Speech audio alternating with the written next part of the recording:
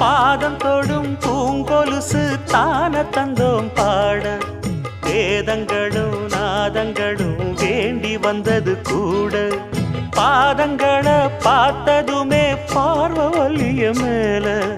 வேதனைகளை மாத்திடும் அவ விரிஞ்ச செண்பகச் சோல பூத்ததையா பூவு அது கையழகு தூக்குதையா வாசம் அது மெய்யழகு